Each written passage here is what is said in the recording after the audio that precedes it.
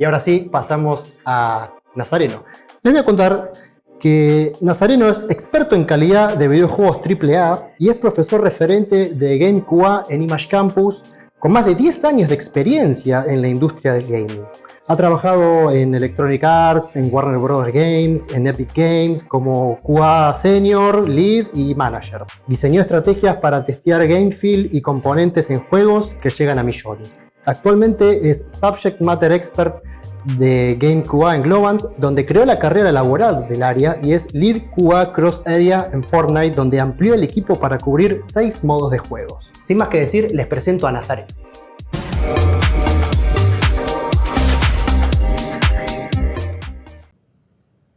Hola, ¿qué tal? Bienvenidos a esta charla Game Feel, las sensaciones virtuales en las estrategias de QA.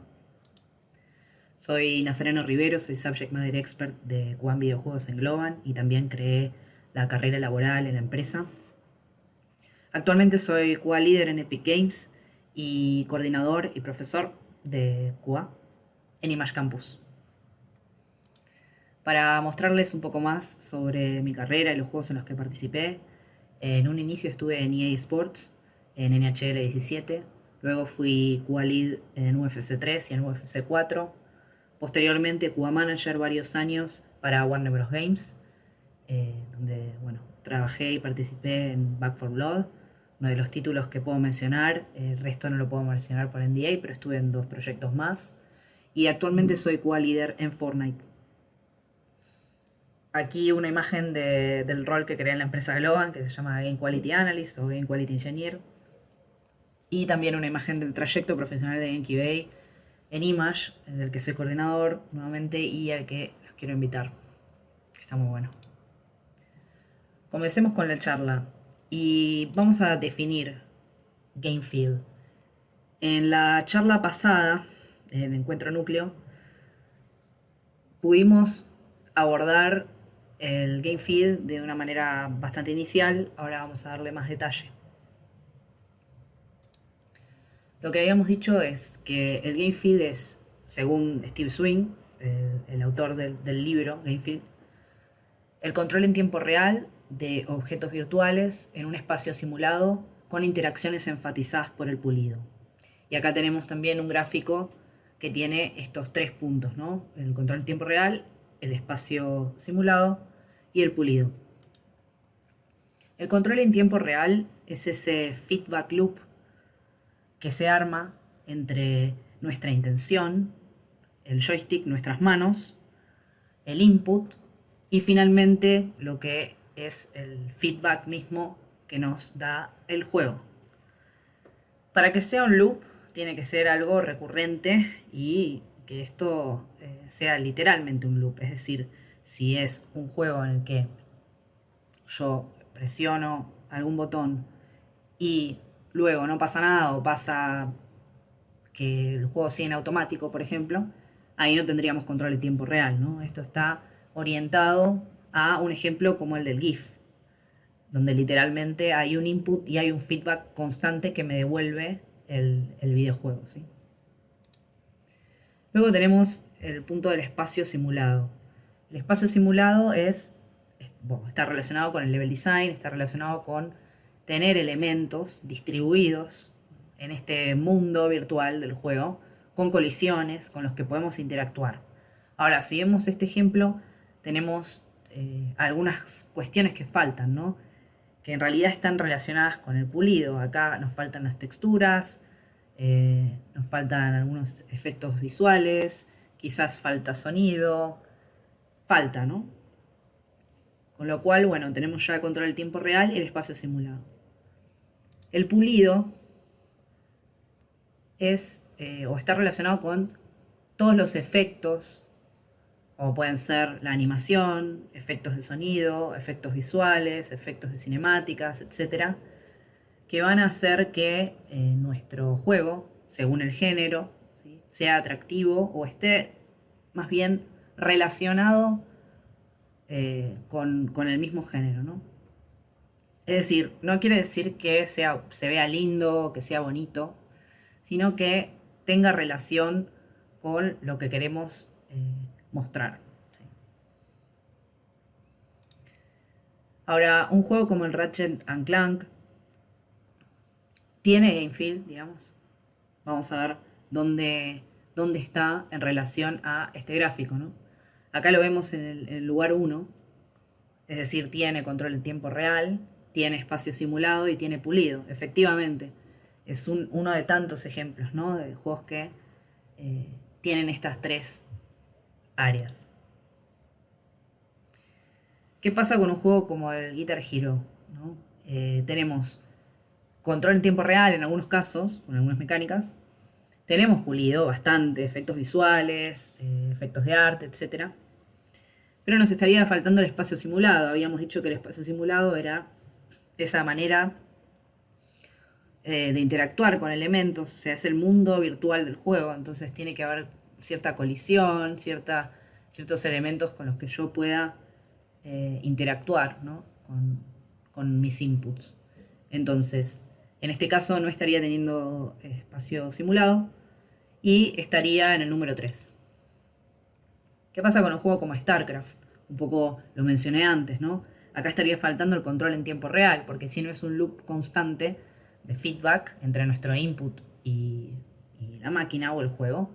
Acá en este caso tenemos un input, obviamente, pero hay muchos momentos en los que el juego se comporta de manera automática, ¿no? Con distintos resultados. Ahí perdemos el control del tiempo real, pero definitivamente tenemos un espacio simulado y tenemos pulido, claramente, con todos sus efectos, etc. Por último, tenemos una situación en la que podría existir el control de tiempo real y el espacio simulado sin pulido. Y la verdad que es muy difícil encontrar un juego que no tenga pulido, de ningún tipo. De nuevo, el pulido no quiere decir que se vea lindo ni que tenga los mejores efectos, sino que los efectos tengan concordancia con lo que queremos mostrar y que ayuden, ¿no? A que el juego, en definitiva, se sienta bien. Así que estoy mostrando un ejemplo de The Last of Us 2 en desarrollo, porque en muchos momentos del desarrollo de un juego sí probamos, tenemos distintas pruebas de mecánicas, etcétera, en escenarios similares que en los que todavía no hemos aplicado pulido. Y luego vamos a hablar de las experiencias que generan estos tres pilares. Tenemos el control del tiempo real, el pulido, el espacio simulado.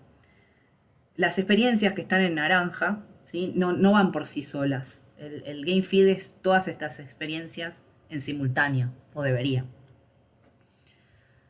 La experiencia inicial del game feed es la sensación estética de control, ¿sí?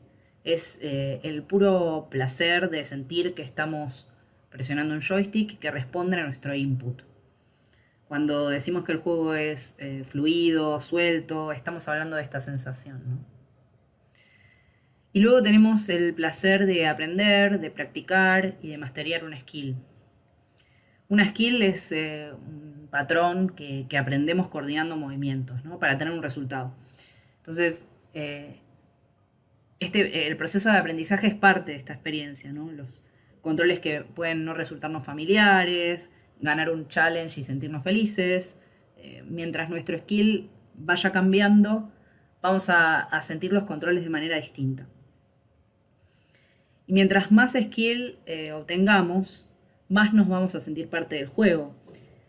Y podemos llegar al estado de flow, el famoso estado de flow, en el que por un momento perdemos un poco el sentido de lo que nos rodea, porque nos sentimos challengeados por el diseño del juego mismo, ¿no? Y los challenges que presenta. Luego podemos ir al espacio simulado, la inmersión del espacio. Y acá tenemos dos puntos interesantes. Uno es la extensión de los sentidos. Cuando un jugador dice siento que estoy dentro del juego o el mundo se ve súper realista, están experimentando esta extensión de los sentidos. El mismo feedback del juego reemplaza los sentidos del player, ¿no? Del jugador. Por eso el mundo se vuelve real a veces, por un momento, ¿no? En lugar de ver una pantalla vemos, no sé, Kakariko Village. Y la extensión de la identidad es que podamos lo que resulta, ¿no? Intercambiamos nuestra identidad. Los jugadores quizás dicen, soy el mejor, o ¿por qué me hiciste eso, ¿no? En una partida, que sea. No es que dicen, tu jugador golpeó a mi jugador. No, es me golpeaste, ¿no? La identidad es fluida, en ese sentido. Y tanto el pulido, con la atracción o appeal, y el espacio simulado, con todas estas extensiones, etc., nos ayudan a empezar a percibir los objetos virtuales como percibimos nuestro día a día, a través de la interacción. Entonces, mientras más observamos los detalles del mundo del juego, nos hacemos una idea en nuestra cabeza de ese universo, como un modelo mental, ¿no? Y así llegamos a esa interacción con una única realidad física en el juego, que es la última experiencia, ¿no? Y vamos a analizar el game feel. Y para analizar el game feel tenemos que hablar de la animación. Y la animación es comunicación, ¿sí? Esto es algo que es literalmente así. Y lo más importante para el jugador es la información. Y el movimiento habla por sí mismo. Entonces, mientras más podamos animar y reemplazar, digamos, por ejemplo, no sé, la UI o diferentes textos con criterios de animación, también estamos apoyando a la inmersión. La animación es el proceso por el cual, mediante controladores o rigging, generamos movimiento en los modelos del juego. Y el movimiento en la animación es como una ilusión de los sentidos que nos permite interpretarlo, interpretar ese movimiento, ¿no? Animar los elementos y personajes del juego comunica al jugador sobre sentimientos, sensaciones, estados de ánimo, pasos a seguir, y principalmente es crucial para el feedback, ¿no? El feedback de lo que está ocurriendo, y de qué manera ocurre. Y vamos a analizar esta escena. Bien, hay un poco de gameplay, un poco de una cinemática, etc. Pero acá es crucial, bueno, ver algunos detalles de principios de la animación, que lo vamos a ver en breve, y cómo comunica los distintos estados. Primero, las siluetas, o en realidad las poses del personaje, son súper fuertes. No tenemos dudas de lo que está haciendo en cada uno de los momentos, ¿no? Vemos también que hay una gran cantidad de anticipación. Nos anticipamos a la acción principal en el personaje con la flecha. El juego se llama The Pathless. Hay líneas de acción, ¿no? En el personaje también. Es como si ella fuera una flecha misma, ¿no? Nos direcciona hacia dónde tenemos que ir, nos indica el movimiento. Hay timing, ¿no? Todo tiene un tiempo bastante específico. Y bueno, algunos criterios de principios de animación, como el overlapping en el pelo, todo lo que genera como ese encanto. El overlapping es cuando hay un elemento que lidera el movimiento y el resto lo sigue, ¿no? Para poder generar esas ondas. El águila también se mueve en arcos, que es otro de los principios de la animación. Si de golpe pudiésemos poner pausa y dibujar sobre el águila, hay como poses muy definidas. Todo esto hace la animación y comunica, ¿sí? Y ayuda al control en tiempo real, estético y todo lo que venimos hablando. En este caso hay game feel, y bueno, sí, particularmente este juego sí tiene control en tiempo real, tiene pulido y tiene el espacio simulado, ¿no? Vamos a hablar ahora entonces de los principios de game feel, como indica Steve Swing en el libro Game Feel. Y vamos a integrar los principios de la animación, ¿no? En el libro The Illusion of Life, un libro de hace muchos años, de Disney, en realidad de Frank Thomas y Ollie Johnston. Los principios de la animación son 12, vamos a ver algunos en relación a los principios de Game Feel, porque como acabo de decir, no podemos el uno sin el otro. Y bueno, hablando de los principios de la animación, es curioso, ¿no? Porque son principios que están relacionados con lo estético. Es como una guía que nos indica que la animación va a estar, ¿no? Y al ser estético a veces es subjetivo. ¿Y qué es lo que pasa, no? ¿Cómo es que está pasando esto con los principios de la animación y que pasa hasta el día de hoy, que todos tenemos que de alguna u otra manera utilizarlos. Es un análisis subconsciente, ¿no? De cómo nosotros percibimos el movimiento y qué es lo que hay que hacer desde la animación para que eso se pueda lograr. Un animador debe educar el ojo, digamos, para notarlo, pero es en cierta forma esta ilusión de los sentidos para generar el movimiento, ¿no?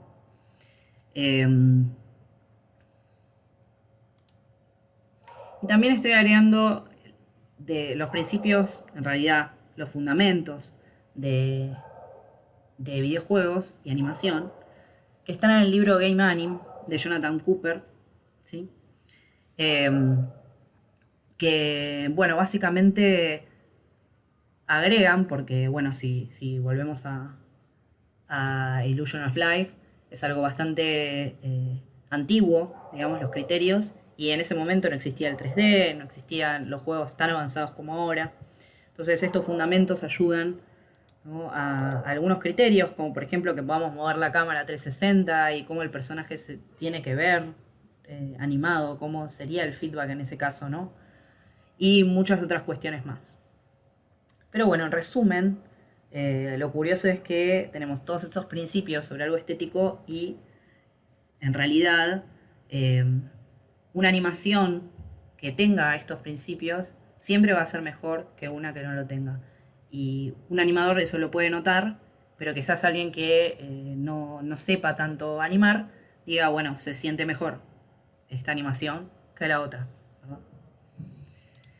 Vamos a ir más en detalle con los principios del game feel y mezclar un poco de animación también. Uno de los principios del game feel, el primero, es resultados predecibles. Cuando un jugador realiza una acción, debería tener la respuesta que espera, ¿no? No significa que el juego tenga que ser fácil o inmediato, etc., sino como que no haya un intermedio entre la intención y el resultado en el juego, ¿no? Si los resultados son los que esperamos como jugadores, va a ser positivo masterear el juego, después continuar, etc. Si el Hadouken lo puedo realizar con esta combinación de botones siempre, voy a entender que es así y continuar, ¿no? Ahora, si con esta misma combinación de botones tengo un montón de movimientos random y nunca es el que espero, no voy a tener ganas de continuar, ¿no? No voy a ver la razón para seguir avanzando. Entonces, bueno, resultados predecibles. Y acá tenemos que tener en cuenta algunas cuestiones antes de avanzar. La primera es la ambigüedad de controles. En algunos casos, desde el diseño de gameplay, o bueno, también como QAs deberíamos tenerlo en cuenta, hay botones similares o iguales que con distinto timing o distinto orden hacen cosas diferentes, ¿no? Entonces puede pasar un caso, como en este ejemplo con R2 y B, con Mario, en Mario Odyssey, y sí, R2 y B y L2, que puede generar confusión, ¿no?, entre el timing, digamos, de los mismos inputs y en qué momento tengo que presionar uno. Por ahí los dos al mismo tiempo hace algo, uno antes y otro después hace otra cosa, pero uno con R2 hace otra cosa, etc., ¿no? Hay que tener en cuenta la ambigüedad de controles. Otra cuestión que hay que tener en cuenta es el state overwhelm. Esto quiere decir que puede pasar que tengamos distintas combinaciones, es decir, en realidad, distintos controles para distintos estados en el juego. Este es un ejemplo del UFC, es un juego más de nicho, de MMA. Y acá tenemos un montón de estados, en realidad. Tenemos el estado stand-up, cuando estás parado, peleas parado, en el piso, en el clinch, tower fighting, que es cuando un fighter está parado y el otro está en el piso. Y también tenemos el minijuego de la sumisión, etcétera, etcétera. Cada uno de estos estados tiene una combinación de botones distinta. Y bueno, puede llegar a ser muchísimo, ¿no? Hay que tener en cuenta estas cosas a la hora de pensar no solo el testing, sino que también el diseño. Y los resultados predecibles también están relacionados con el principio de la animación de staging. En los principios de la animación tradicional, los de Disney que vimos recién, staging es cómo seteamos nuestra escena de animación para que la audiencia no tenga dudas de lo que ocurre, ¿no? Las poses tienen que ser claras, la ubicación de los personajes tiene que ser la correcta, los elementos, ángulos, etc. También está relacionado con las siluetas. Mis siluetas tienen que comunicar, ¿no?, qué personaje es en este caso, pero la pose tiene que ser muy clara. Ahora, esto también se relaciona con el fundamento de la animación en videojuegos, de readability, que básicamente significa que, o sea, es muy similar al staging, solo que hay que considerar el 360 en muchos casos. Esa misma pose, si yo la tengo que ver de todos lados, tiene que estar correcta, tiene que ser clara, como lo que pasa con Mario Odyssey o en el Red Dead Redemption. Y además, dentro de las mecánicas y movimientos del juego y nuestra animación, es distinto hacerlo en un solo axis, para cuando es un juego side-scroller, como el ejemplo del GIF de arriba, a la derecha, y cómo lo podemos después aplicar a un juego 360 o en 3D, ¿no? Como vemos abajo, desde todas las vistas se tienen que entender la pose, se tiene que entender la acción. Nuestro siguiente principio de game feel es respuesta instantánea, ¿sí? Respuesta inmediata a nuestro input. No quiere decir que sea rápido, de nuevo, ¿no? Por ejemplo, en este caso, en el Halo, los controles del Warhawk son quizás más sueltos, pero dan una respuesta concreta, se siente bien, ¿no?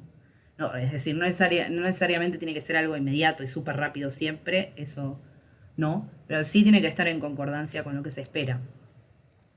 Para la respuesta instantánea tenemos algunos principios de la animación, al menos 3, que quiero contarles, que son muy útiles de saber en realidad. El primero es el timing. Suponiendo que vamos del punto A al punto B y tenemos del A al B 24 frames en un segundo, y esto es un segundo, estos frames vendrían siendo el timing, ¿no? Es el cambio en el tiempo. El timing me va a indicar la velocidad o el tempo de la acción. Vemos acá algunos ejemplos, principalmente a la derecha. Hay otros principios de animación que están pasando también, que los vamos a ver quizás después. Pero esto es el timing, ¿no? Está relacionado con el tiempo medido en frames, ¿sí?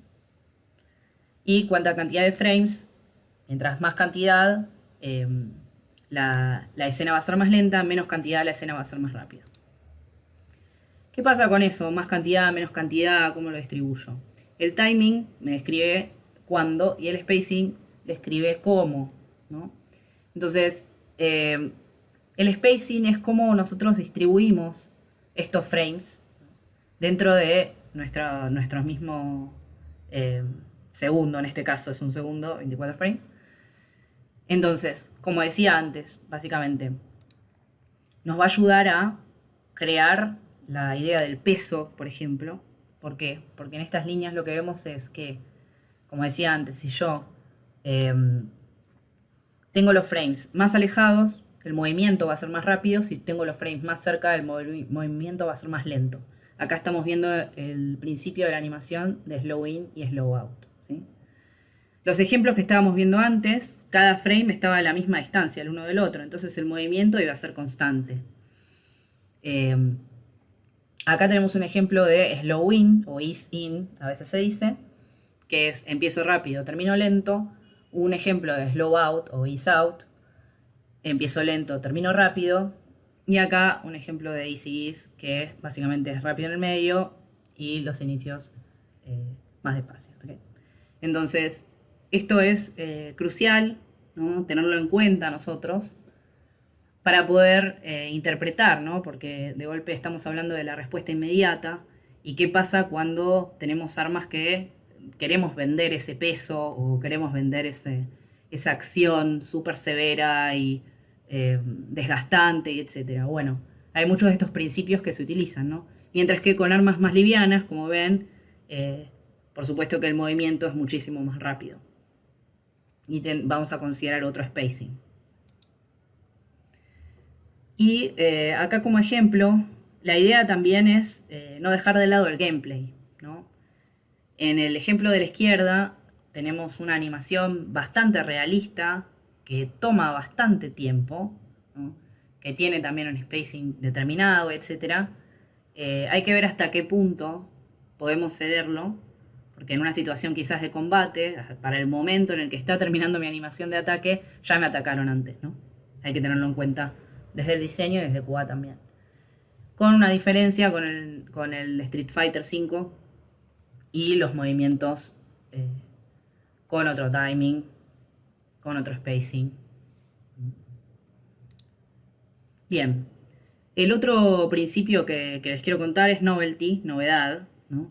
Que en los resultados de nuestro input debería haber ciertas diferencias para que el juego se sienta fresco. Acá hay un ejemplo del Uncharted, donde animaron o crearon varias animaciones que se triggereaban de manera random cada vez que uno entraba en cover. Eso quiere decir, si yo siempre que hago cover es la misma animación, siempre que pego una piña es la misma animación, y etcétera, perdemos, ¿no? Como esa novedad. La idea es que eso pueda variar. Y también se relaciona con el fundamento de la animación en videojuegos, que se llama contexto o context, y la repetición en el mismo, ¿no? En este ejemplo de Spider-Man, vemos que cada uno de los personajes tiene su movimiento que lo distingue. El contexto en los fundamentos de Game Anim es que la animación pueda representar las expectativas o lo que se espera de ese universo del juego, ¿no? Así que en este caso estaría sucediendo. Otro de los principios es tener una respuesta agradable, llamativa, una sensación de control estética, ¿sí? Y esto se logra separando esa sensación de control del contexto. Y en este caso el contexto es separarlo del resto del juego, básicamente. Acá tenemos ejemplos en donde no tenemos fondos, no tenemos efectos visuales, no tenemos nada que nos distraiga, ¿no? Hay que separarlo. Entonces, sin este contexto podemos ver si es divertido jugar en un espacio vacío, básicamente. Y nos permite poder probar, ¿no? distintas mecánicas, distintas animaciones, el feel, la sensación de control, todo. Y para que sea agradable o atractivo esta respuesta, esta sensación de control, vamos a hablar de varios principios más de la animación, ¿no? A tener en cuenta. El primero es el squash y stretch, que es uno de los más conocidos y quizás uno de los más importantes. Encoger y estirar. Es como aplicar un contraste en la forma del modelo sin perder el volumen para generar una sensación de elasticidad, de fluidez o que la animación sea dinámica. A la derecha vemos un ejemplo de Jackie Daxter que está realmente muy bueno, es como bastante cartoony, pero la verdad que lo describe muy bien. Vemos cómo se estiran los personajes, hasta qué nivel se llegan a estirar y cómo se contraen, ¿no? Este es el principio de squash y stretch. Ahí se contrae, se estira cuando cae. Lo mismo está pasando a la izquierda con la pelota, ¿no? Solamente los objetos que son rígidos permanecen inertes cuando se mueven, ¿sí? Según los principios de la animación, el resto de los elementos que se mueven tienen algún tipo de cambio, ¿sí? En su volumen. Luego tenemos la anticipación, crucial. La anticipación es la preparación para la acción principal. Si vemos a la derecha, está Mario con varios frames de anticipación antes de tirar el cap. Vemos ahí. También lo tenemos en la vida real, ¿no? Como dice el mismo GIF, nos ayuda a vender ese poder de la acción. Para que la respuesta sea atractiva, esto es muy importante. Luego tenemos el overlapping. Es como otro principio de la animación que lo que dice es que hay que dividir el movimiento, así no pasa todo al mismo tiempo exacto, ¿no? Siempre vamos a tener una parte que lidera, un elemento que lidera y el resto lo va a seguir. Como pasa a la derecha, con el brazo, tenemos el hombro que lidera y todo el resto de los joints o de las áreas del brazo lo siguen, ¿no? Es como generar ese breakout de movimiento. Acá con Crash lo mismo. Hasta las cejas de Crash tenían overlapping. Bueno, y obviamente con el auto estaría liderando el elemento del auto, ¿no? A la antena que se mueve a otra velocidad y que lo sigue, básicamente. Bien. Por último tenemos el follow through, que es lo opuesto a la anticipación. La anticipación, como decíamos antes, describe cómo empezamos un movimiento y el follow through describe cómo lo resolvemos. Si vemos a la derecha tenemos una anticipación bastante grande, con un arma bastante pesada pareciera, y después tenemos ese follow through de frames luego, ¿no? Mientras que a la derecha tenemos a Link con esta animación en la que casi no hay anticipación, pero lo compensa con un follow through de varios frames. Vamos ahí también para vender mejor la acción, ¿no? Es importante también tener estos criterios en cuenta. Y como resumen de esta parte de Appealing Response, tenemos estos dos ejemplos. A la izquierda, una animación de Mega Man, un ciclo de correr, Run Cycle, que está bastante defectuoso, no se siente bien, digamos. Pareciera como si estuviese corriendo sobre hielo, ¿no? Es un clásico slide de los pies, pueden estar pasando bastantes cosas ahí. Y a la derecha tenemos otro ejemplo en Autómata de un ciclo, bueno, muchísimo más pulido, ¿no? Tenemos la mayoría de lo que nombramos está. El overlap se encuentra bastante. Tenemos unas poses súper fuertes, más allá de todos los efectos visuales, ¿no? Pero como corrida, la verdad que muy bien. Línea de acción, overlap, poses fuertes, todo. Después tenemos otro principio que es el movimiento orgánico y está relacionado con el principio de animación también de arcos. El principio de animación, que se llama arcos, dice que los movimientos orgánicos y naturales siguen una trayectoria circular. Casi nada se mueve de manera recta, casi nada, a no ser que queramos comunicar algo muy específico. Si vemos lo que le da esa atracción al movimiento, ¿no? Es que todo se mueva en curvas, eso hay que tenerlo muy en cuenta. En el ejemplo de la derecha vemos que hasta los efectos visuales se mueven en curvas. La verdad es que es casi hipnótico. Así que bueno, movimiento orgánico que controlar al avatar nos ayude con estos movimientos en arco, ¿no? Está íntimamente relacionado con la animación. Y también, aquí nos vamos un momento de los principios de animación, está relacionado un poco más con el diseño del juego, que el juego sea fácil pero profundo. O sea, que tome unos minutos para aprenderlo y toda una vida para masterearlo, ¿no? Se le dice low skill floor, high skill ceiling. Que las skills básicas son fáciles de aprender, pero siempre tenés nuevos desafíos a los que aspirar. Tenemos un Minecraft que por ahí lo podemos aprender en poco tiempo, y la verdad que los límites son infinitos. Y a la derecha tenemos un ejemplo del sistema de combate de Final Fantasy X, que bueno, este concepto también puede pasar con las features o con los distintos modos de juego, o con los distintos sistemas en el juego, ya que en realidad es fácil de aprender y es bastante intuitivo, pero si uno quiere llevarlo a fondo, hay que hacer un montón de otras cosas y análisis particulares para poder sacarle todo el jugo. Y finalmente, el último principio, armonía. Que cada elemento del juego tenga, digamos, o ayude a que todos estos principios se den en una percepción de una realidad única para el jugador. Básicamente que estén todos los principios presentes y que sea fluido, ¿no? ¿Y cómo medimos todo esto? ¿Qué es lo que hay que hacer en realidad? Bueno, para medir el game feel tenemos varias cuestiones que tenemos que tener en cuenta. Al menos hay 6 posibles áreas donde medirlo. La primera es el input.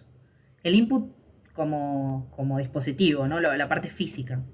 Qué tipo de input voy a tener, botones, etcétera, dimensiones. Lo segundo es la respuesta, cómo el juego responde al input, que mucho de esto ya lo estuvimos hablando. El tercero es el contexto, que bueno, es el mundo del juego, incluidos los objetos, incluidos la distancia entre objetos, etc. El cuarto son las reglas, estas relaciones arbitrarias que le dan sentido al movimiento. El quinto es el pulido, que también hablamos un poquito de esto, los efectos, ¿no? que ayudan con esta realidad del juego. Efectos visuales, sonoros, de animación. Y por último, la metáfora, que esas expectativas, ese mundo que pensamos del juego, se pueda representar correctamente, en este caso Spider-Man como superhéroe. Y antes de avanzar con la parte de las métricas, sí decir que, bueno, tenemos dos tipos de métricas. Unas son las hard metrics, otras son las soft metrics. Las hard van a ser las que están relacionadas con data real, data medible, que se pueda comparar, que se pueda contar, que no es ambiguo. Y las soft metrics están relacionadas con los subjetivos, ¿sí?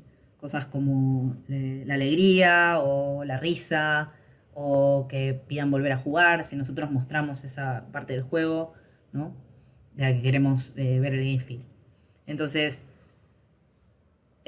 las dos métricas, los dos tipos de métricas son importantes. No porque yo pueda contar con un valor numérico exacto algo, quiere decir que no sea importante para mí que alguien se frustró con el juego, ¿no? Que es una métrica soft. Entonces, hay que tener las dos cosas en cuenta. Y bueno, lo primero que había mencionado que se puede medir son los inputs como dispositivo en realidad. Tenemos varias cuestiones en lo que es hard.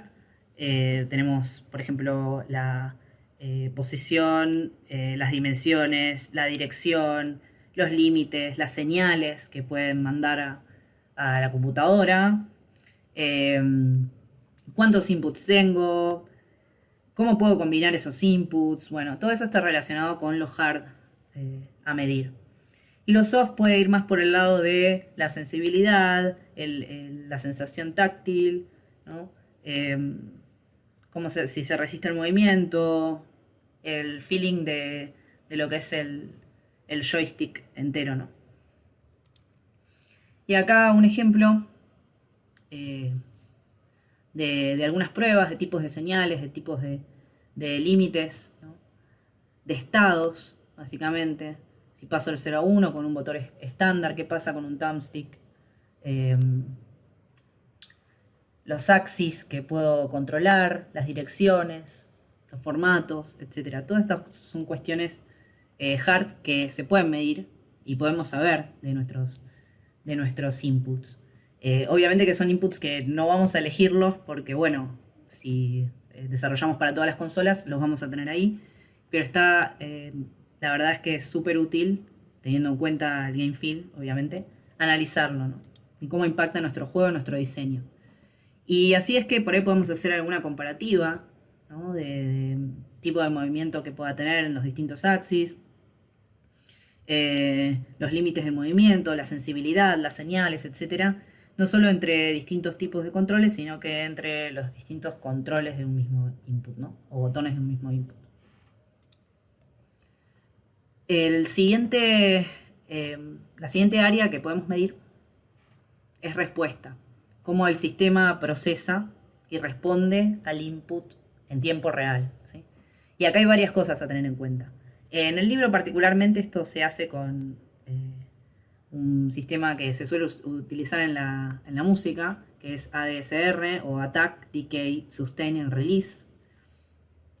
Está bueno verlo así, porque por ejemplo si pensamos que el ataque, en este caso, es desde que yo presiono el botón hasta que estoy en sustain, que es donde mantengo, digamos, el movimiento, y luego, cuando yo suelto el botón, entro en el release, ¿no? Que es como soltar, y es esa breve cantidad de tiempo en la que el movimiento termina, en este caso, se puede hacer un análisis bastante interesante, ¿no? De nuestra velocidad, de cuánto tiempo pasa para que llegue a la mayor cantidad de velocidad, cómo desacelero, etc. Lo mismo podemos hacer con un salto. En el salto también podemos medir la altura del salto considerando el mismo cuerpo del personaje, ¿no? Por ejemplo, Mario son 5 Marios para arriba, por ejemplo. Y en el salto también es importante tener en cuenta el momento en el que estoy en el aire. ¿Qué pasa ahí? ¿Puedo seguir controlando al personaje o no? ¿No? Eso es importante. Pero bueno, también podemos hacer distintos tipos de análisis. Bueno, acá Mario son 4 Marios para arriba. Y acá otro ejemplo más puntual, donde podemos medir la cantidad de frames, ¿no? Desde que yo presiono el botón, cuándo empieza la animación, cuándo el juego reacciona, cuándo reacciona la cámara, ¿no? para moverse, cuándo dejo de presionar el botón, qué sucede, etc. Con este tipo de análisis podríamos decir que, por ejemplo, el Red Dead Redemption es bastante menos responsive, o responde un poco más lento que el Destiny, que es casi inmediato, ¿no? Y también podemos hacer algunas otras cuestiones interesantes, como el input tracking. Esto está más relacionado con código, con la posibilidad de tener alguna herramienta que nos describa qué botones apretamos cada cuánto tiempo y qué estados, ¿no? triggerean en el juego. Y acá hay un ejemplo aquí arriba, este gráfico, de un jugador que presiona los botones de manera más precisa que el de abajo, y vemos que en el de abajo los botones se empiezan a solapar, ¿no? Es decir, en este caso, las acciones que cada uno de los botones pueda llegar a triggerear, estaríamos en un problema de ver qué es lo que se va a mostrar de esta respuesta, ¿no? inmediata en el juego. Y esto a veces puede servir para hacer para reparar algunos casos y ceder un poco más y darle al jugador algunas cuestiones que lo ayuden un poco, ¿no? En este ejemplo, suponemos que hay un jugador que está por tirarse de un precipicio y saltar, pero llegando hasta muy, muy cerquita del abismo, el código del juego interpreta que ya está cayendo, entonces no puede saltar y se cae sin saltar, por ejemplo. Entonces ahí podríamos ceder, ¿no? Gracias a esta herramienta podríamos decir, no, bueno, consideremos por este muy, muy breve tiempo que el jugador sigue estando en el piso para que pueda presionar el botón de saltar y saltar, ¿no? Hay un montón de cuestiones que se pueden hacer, de hecho este ejemplo está en el libro, pero es muy importante tener en cuenta de la respuesta y de cómo responde el juego al input, ¿no? en tiempo real, todos estos criterios. Luego tenemos el contexto. El contexto está relacionado con el level design, con los elementos dentro del juego, con la distancia entre esos elementos y cómo nos da una percepción distinta de la velocidad, ¿no? y del peso en algunos casos. No es lo mismo un juego como el Breath of the Wild, donde los elementos están muy lejos los unos de los otros, y en muchos casos vamos a percibir que el movimiento de Link es más lento. Y no es lo mismo que el Final Fantasy XV, por ejemplo, acá estamos en una cueva, donde estamos cerca de los otros personajes, cerca de todos los elementos con los que colisionamos en el juego, cerca de todos los enemigos, porque después aparecen los enemigos que están demasiado cerca. Entonces, nuestro movimiento obviamente que va a parecer muchísimo más rápido, ¿sí? Acá lo mismo con Zangief y Chun-Li, por contraste, vamos a sentir que Zangief se mueve más lento. De hecho, bueno, literalmente se mueve más lento, pero al feel, ¿no? va eso. Vamos a esperar que Zangief se mueva más lento y que Chun-Li sea muchísimo más rápida. Un criterio similar en el WoW, aquí volando en dragón, pero el mapa es inmenso, lo que hace que muchas veces sintamos que el movimiento es más lento de lo que debería.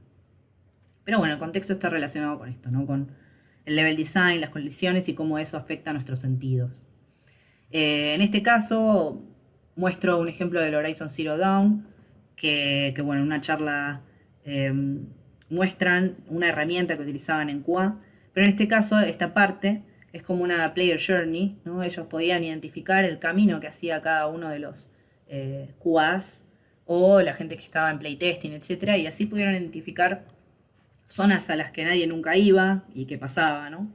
Así que esta es una buena herramienta como para pensar y poder medir este tipo de contexto, ¿no? Luego tenemos el pulido, ya hablamos bastante del pulido y hablamos bastante de la animación, que es este primer punto. Estas animaciones del Overwatch tienen la mayoría de los principios de animación que ya mencionamos, pero bueno, el pulido para medir son esos efectos, ¿no? que ayudan a enaltecer y a embellecer esta impresión que tenemos de la realidad del juego, ¿no? Y acá tenemos todo, tenemos squash stretch, tenemos overlap, tenemos follow through, acá hay un overlap tremendo, poses, todo. Y luego tenemos VFX o efectos visuales, que también los mencionamos. Acá la comparativa de tener VFX, no tener VFX. Pero bueno, humo, fuego, partículas, ¿no? Es muy importante, digamos, para los sistemas de combate. Acá veamos el ejemplo con este caso del Devil May Cry 5. Sound effects.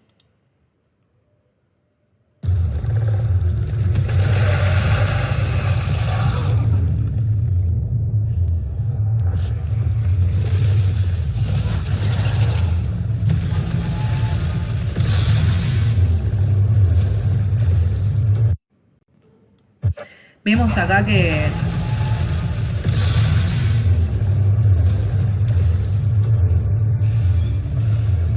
los efectos de sonido están muy relacionados con el feedback en el juego. Entonces, ¿qué pasa si lo saco?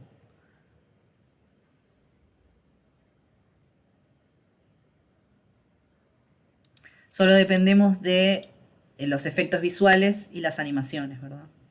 Entonces, bueno, la parte del audio es fundamental y está muy ligada a todo el resto de los aspectos del pulido, ¿no? Al gameplay, a todo. Nos ayuda con el feedback. Luego tenemos los efectos de cinemática, acá con un clásico screen shake.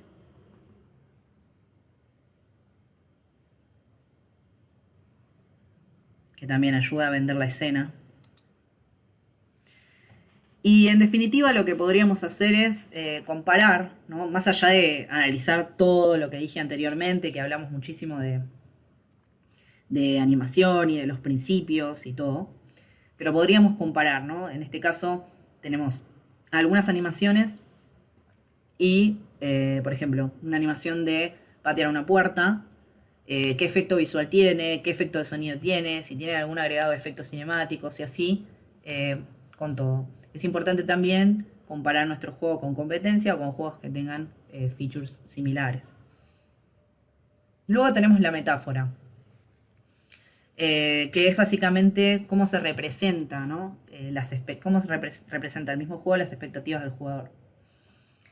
Y de cómo van a interactuar los distintos objetos en el juego. Yo voy a esperar algo distinto de un juego realista de carreras que el Mario Kart. Desde ya. Entonces es como nosotros tratamos eso y analizamos eso para poder, si se puede, complacer las expectativas.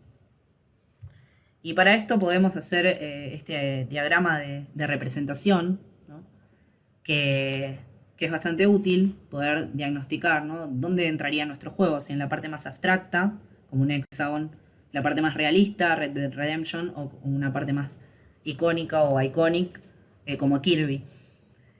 Y hay muchísimos juegos que pueden estar en el medio de cada uno de estos lados, ¿no? Por ejemplo, el Gear of War puede estar en el medio de realista e icónico porque, si bien tiene muchos aspectos realistas, los personajes tienen unas proporciones bastante complejas y distintas, lo que hacen que sea más icónico que otra cosa. Luego las reglas, ¿sí? Otro aspecto que decíamos que podíamos medir. Y una regla es esta relación arbitraria, ¿no?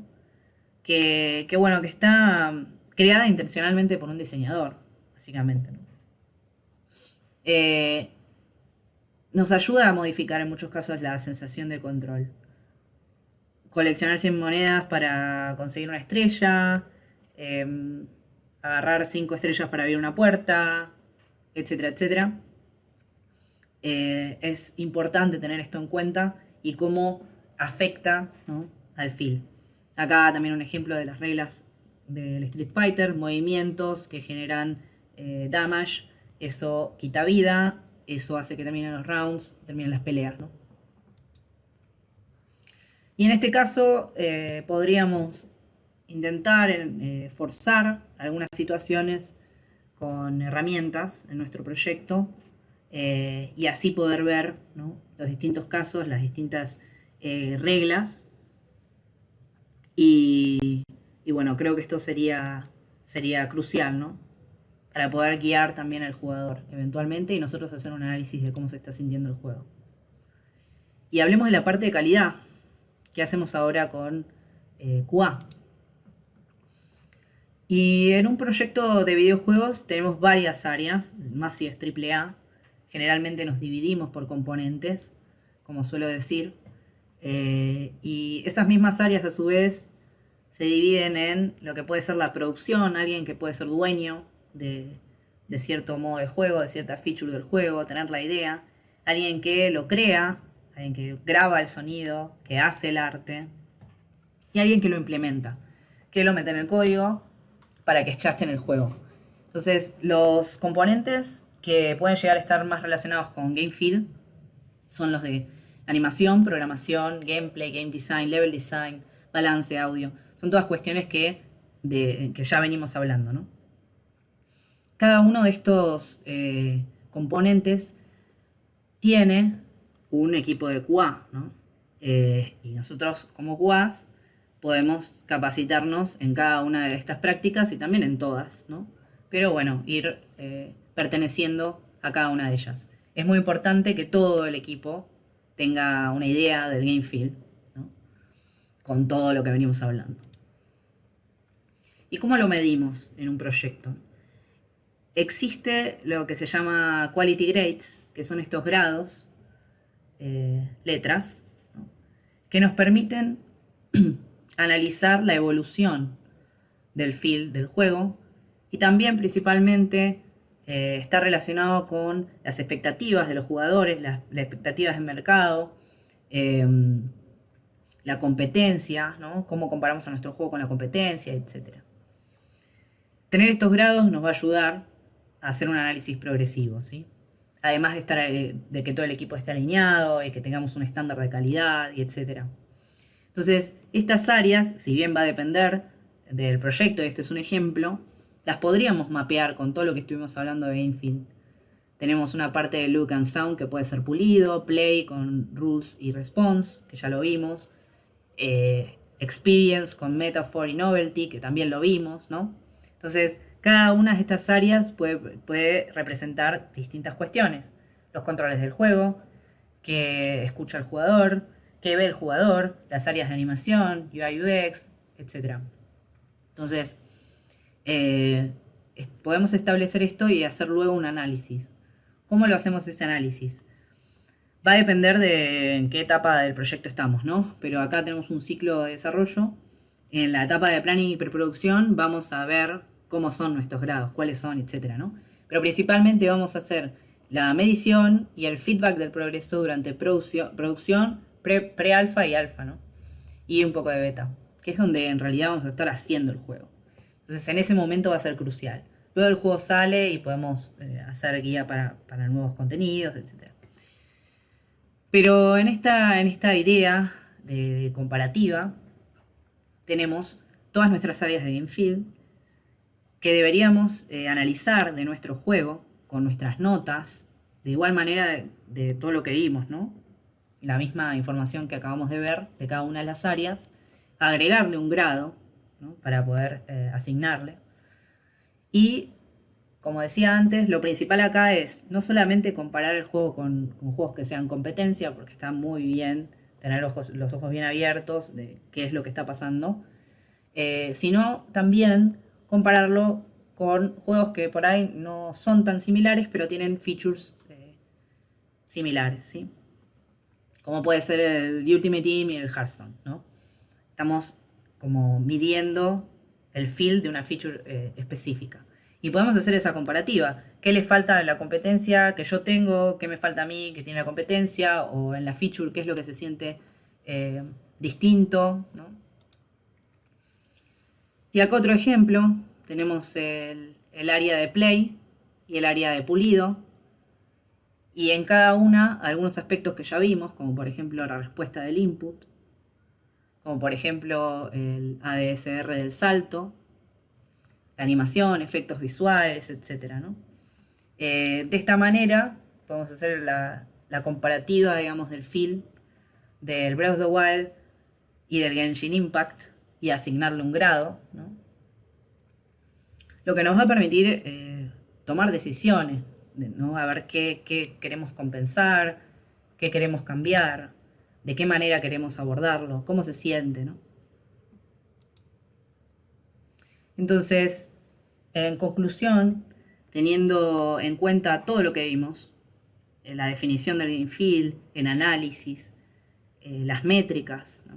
Y finalmente la calidad, podemos generar estas estrategias.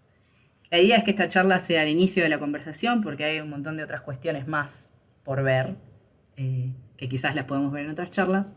Pero bueno, acá concluimos con el análisis de ejemplo del Breath of the Wild y el Genshin Impact y sus animaciones, efectos visuales, saltos y ciclos de corrida.